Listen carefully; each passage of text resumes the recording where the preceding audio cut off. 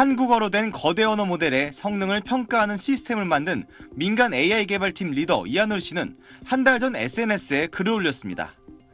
GPU가 필요한 연구마다 사비로 연구 비용을 감당해왔지만 더 이상은 어렵다는 겁니다. 하루에 막 120, 150만 원씩 나갈 때도 있는데 이런 것들을 저희가 그냥 감당해야 될 때도 있었거든요. 이 팀이 만든 AI 성능 평가 모델은 다운로드 수 100만 회에 이를 정도로 두루 쓰이지만 무료로 공개된 오픈소스 모델이어서 별다른 수입원이 없습니다. 국내 재단의 서버 임대 지원을 받긴 했지만 미국 AI 재단에서 지원받는 GPU 규모가 훨씬 큽니다. 학계에서도 사실 리소스 부족을 많이 겪고 있는 상태다 보니까 저희까지 지원해줄 여력도 없는 곳들이 많고 해서 한국 밖에서 지원을 더 잘 받을 수 있다는 것 자체는 좀 저희들도 안타깝긴 하죠. 연구자들이 주로 쓰는 엔비디아 GPU 가격은 치솟고 구하기는 더 어려워지면서 대학 등 연구기관들도 자구책 마련에 나섰습니다. 이 대학은 연구실마다 보유한 GPU를 다른 연구실이 빌려 쓸 수 있는 공유 시스템을 구축했습니다. 40억 원을 들여 만든 슈퍼컴퓨팅 센터에선 엔비디아 GPU를 시중보다 싼 가격에 대여하고 있는데 외부 기업들도 이용할 정도입니다. 외산 클라우드 AWS 기준으로 해서 약 30%에서 약 40% 정도로 책정하고 있습니다. 센터 자원들에 대한 요청들이 높아져서요. 대기 시간은 보통 2일에서 3일 정도 대기하셔가지고 이제 쓸 수 있는 그런 상황이고요. 대학과 기업에 GPU를 지원해주는 정부의 고성능 컴퓨팅 사업 예산도 지난해보다 줄어 연구자들은 각자 도생으로 GPU 품귀에 대처하는 상황입니다. SBS 홍현재입니다. 10년째 인공지능을 연구하는 김태현 교수는 최근 이미지에서 발생하는 오류를 제거하는 연구에 집중하고 있습니다. 영상 속 논밭을 이동하는 트랙터의 바퀴색과 주변 경계를 또렷하게 만드는 식입니다. 실제 빨간색이 나와야 되는데 빨간색 비슷한 인근에서 조금씩 값이 다른 거예요. 이런 것들을 깨끗하게 제거하는 기술을 디노이징이라고 합니다. 연구를 위해선 엔비디아의 그래픽카드 A100이 꼭 필요합니다. AI 연구 규모가 확대되면서 매년 추가로 사들였는데 올해는 A100 확보에 애를 먹고 있습니다. 이제 A100 같은 경우에는 이제 재고가 몇 개 없으니까 이제 좀 주문을 할 거면 서둘러라. 이제 이런 얘기를 듣죠. 국내외 빅테크 기업들은 물론 대학 등 연구기관들까지 엔비디아 그래픽카드 확보 경쟁에 뛰어들면서 전 세계적인 품귀 현상이 심화된 겁니다. 대학과 연구기관에 데이터 서버를 납품하는 이 업체도 부품을 못 구해 비상입니다. 그 제품들은 전혀 안 들어오고 있어요. 3개월 동안. H100도 그렇고 A100도 그렇고 공급 상황은 그때보다 더 안 좋아졌어요. 굉장히 안 좋은 상태고 가격도 사실 천정부지로 계속. 미국 PC 제조사의 완성품을 사들여 그래픽카드만 떼어내 파는 경우도 늘고 있습니다. 발주를 하면 이제 여기다가 필요 없는 A100이나 H200을 넣어서 발주를 해요. GPU를 빼고 납품을 하는 거죠. 그러면 이거에 추출이 됐으니까 이거를 이제 다시 리셀을 하는 거예요. 대학 등 연구기관에 대한 정부와 기업의 지원과 투자가 확대돼야 한다는 목소리가 커지는 이유입니다. SBS 홍현재입니다. 인간과 자유롭게 대화하고 스스로 판단하는 로봇.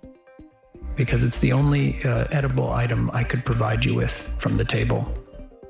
이런 로봇 두뇌의 성능도 인공지능 반도체에 좌우됩니다. AI 반도체 시장을 장악하고 있는 기업 엔비디아. 핵심 제품은 H100입니다. 한 4천만 원 정도 합니다. 공급이 못 따라가는 상황이고요. 분해의 내부를 들여다봤습니다. GPU와 주변의 6개 HBM3. 설계와 GPU는 미국의 엔비디아, HBM은 한국 SK 하이닉스가 맡는데 일본의 소부장 기업이 필요합니다. 패키징과 파운드리는 타이완 TSMC가 담당합니다. 중국에 수출 금지됐다는 점에서 중국과 칠포 동맹 간 반도체 대립 구도가 드러납니다. 공급망을 놓고 기업 간 사활이 걸린 기술 패권 경쟁도 동시에 벌어지고 있습니다. There was the chip war between the United States and the Soviet Union during the Cold War, which was primarily military in focus. There was a commercial chip war between the United States and Japan during the 1980s and early 1990s. And then today there's a new phase in the chip war. AI 시대에 펼쳐지는 세 번째 반도체 전쟁. 미중 패권 경쟁에다 자국 우선주의, 기업 간 상업적인 경쟁이 얽힌 복합적인 성격의 전쟁이라는 게 이전 두 차례와 다른 점입니다. 여기에 적응 못하면은 또 혹 날아갑니다. 그러나 반도체에 굉장히 큰 시장이 열린다. 세계 곳곳에서 새로운 반도체 제조 시설 건설 계획이 속속 발표되고 있습니다. China is trying to move ahead of us in manufacturing now. 지금 선진국들은 이런 반도체 메가 클러스터를 구축하기 위해서 아주 치열한 전쟁을 벌이고 있습니다. AI 시대 남보다 앞선 기술 혁신으로 K 반도체의 성과가 나타나고 있는 HBM 분야. 하이브리드 본딩에 이르는 기술을 발전시킴으로써 20층까지 적층될 수 있는 구조를 가능케 합니다. 전문가들은 21세기 국운이 걸린 전쟁이라고 얘기합니다. 반도체 연구를 한다는 것은 대한민국 지키는 것 같다고 저는 생각합니다. SBS 김승필입니다. 금요일 친절한 경제에 권혜리 기자 나와 있습니다. 권 기자, 우리 친절한 경제에서도 주목했던 일본 증시가 어제 34년 만에 최고 기록을 세웠죠. 네. 일본뿐 아니라 근데 세계적으로도 주가가 많이 올랐는데 이 배경에 한 기업의 실적 발표가 있었다고요? 네. 어제 일본 증시 역대 최고치를 경신한 데는 여러 가지 원인들이 있었고 친절한 경제에서도 지난주에 한번 짚어드렸는데요. 다만 어제가 일본 증시가 기록을 세우는 바로 그날이 된 데에는 도쿄 일렉트론이나 어드반테스트 같은 일본의 반도체 기업들 주가가 급등한 게 큰 영향을 미쳤습니다. 네, 우리도 마찬가지였습니다. 한국의 양대 반도체 기업 중에 하나인 SK하이닉스가 5% 넘게 급등하면서 지난 1년 사이에 최고가를 기록했고요.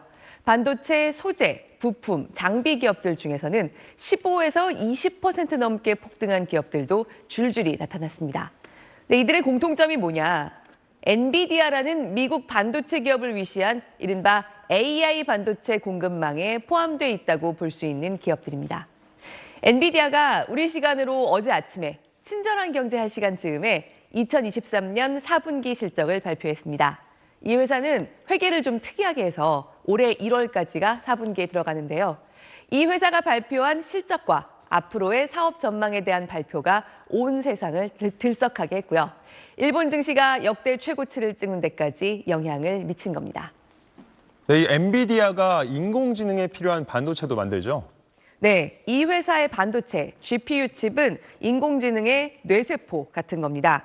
그리고 전 세계에서 학습하고 있는 AI 뇌세포의 90% 정도가 이 회사의 제품입니다. 물론 특정한 한 회사, 엔비디아를 벗어나려는 시도도 많이 일어납니다. 인공지능 붐에 불을 당기는 결정적인 역할을 한 오픈 AI의 CEO 샘 올트먼이 우리 돈으로 무려 9천조 원 이상의 투자를 받아서 AI 반도체 개발에 나서려고 구상한다는 얘기가 흘러나오기도 했고요. AMD처럼 성능 좋은 신제품을 내면서 엔비디아를 열심히 추격하는 2인자도 있습니다. 하지만 지금의 인공지능 학습에 있어서 엔비디아의 반도체는 영어 같은 겁니다. 한국어가 지금 영어 같은 지위를 가지려면 너무 많은 세계인들이 일부러 한국어 공부를 따로 해야 하고 이를테면 세계의 컴퓨터 키보드들도 다 새로 디자인해야겠죠. 비슷한 상황입니다. 엔비디아 반도체를 써야지만 이용할 수 있는 쿠다라는 일종의 프로그래밍 모델로 AI 학습 환경이 구축돼 있어서 다른 회사 반도체가 끼어들기 지금 좀 어렵습니다. 그렇다 보니까 지금 세계 인공지능 학습의 수요를 사실 엔비디아라는 이 회사 하나의 실적만 봐도 가늠할 수 있는 면이 큰데요. 이 회사가 어제 엄청난 실적을 발표한 겁니다. 4분기에 221억 달러, 29조 원의 매출을 올렸고요. 순이익은 무려 8.7배, 9배 가까이 1년 만에 늘었습니다. 그런데 이 회사 젠슨 황 CEO의 말로는 이제 AI가 전 세계에서 티핑 포인트, 임계점에 도달했다. 전 세계 모든 분야에서 수요가 폭증하고 있다고 했습니다. 어제 발표된 엄청난 실적도 시작에 불과하다고 해석되는 말입니다. AI 붐이 그 정도로 몰려오고 있다는 겁니다. 네, 인공지능 기술의 영향력이 이제 더 피부로 느껴지는 것 같습니다. 네. 우리 반도체 기업들도 영향을 많이 받겠죠? 네, 그래서 어제 우리 반도체 기업들의 주가가 뛴 겁니다. 엔비디아가 설계한 반도체로 AI가 학습을 할 때는 우리 기업들이 잘 만드는 성능 좋은 메모리 반도체, 엄청난 양의 데이터를 효율적으로 처리하는 반도체가 곁들여져야 합니다. 그리고 엔비디아는 AI 반도체를 설계하지 직접 공장을 돌려서 만들지는 않습니다. 제조는 타이완의 TSMC나 삼성전자 같은 기업에 맡깁니다. TSMC가 일단 제일 주문을 많이 받지만요. 수요가 폭증할수록 한국에도 기회가 더 생기는 겁니다. 물론 이렇게 AI판이 커지다 보니까 경쟁이 너무 치열합니다. 사실 어제는 또 하나의 대형 뉴스가 있었습니다. 미국 기업 인텔이 마이크로소프트가 자체 개발하는 첨단 반도체, 결국 AI 반도체를 맡아서 제조하게 될 거란 뉴스였습니다. 미국 상무장관까지 이 발표가 이루어진 인텔 행사 회의장에 화상으로 참여해서 그야말로 미국 안에서 다 하자. 반도체 제조를 포함한 AI 패권을 장악하려는 미국 정부 분위기를 생생하게 보여줬습니다. 앞으로 우리 기업들에게는 커다란 기회와 커다란 도전들이 동시에 다가오게 될 겁니다. AI 붐은 시작됐고 여기서 우리가 최대한 우리 자리를 만들어야 미래 산업의 지각 변동 속에서 살아남게 될 겁니다. 네, 권혜리 기자 이번 주도 잘 들었습니다.